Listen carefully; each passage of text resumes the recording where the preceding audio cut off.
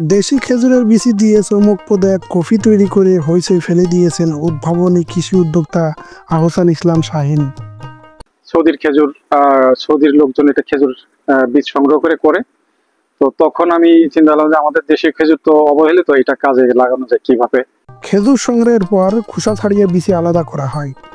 এরপর ভালো করে ধুয়ে রোদে শুকানো হয়। সেই বিচি বালু ভর্তি কড়াইয়ে ভাজা হয় মচমচে করে।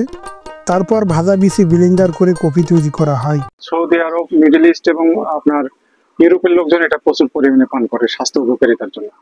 কফি না হলেও এই পানীয়র স্বাদ কফির মতোই। শাহিনের তৈরি খেজুর বীজের পানীয়র স্বাদ কফিকেও হার মানায়।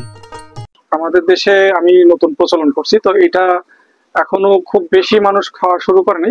ঝিনাইদহ সদর উপজেলার নিভৃত পল্লী যার গ্রামে তিনি 43 শতকের উপর খামার বাড়ি করে তুলেছেন। বাজারজাত করতে গেলে পরে এখন অনেক সীমাবদ্ধতা আছে। এটার লাইসেন্স, কাগজপত্র, ল্যাব টেস্ট এগুলো দরকার আছে। এখানে প্রচুর ব্যয়বহুল কাজ। শাহিন বলেছেন, পর্যাপ্ত সহযোগিতা পেলে তিনি এই কফি বাণিজ্যিকভাবে উৎপাদন করে বাজারজাত করবেন।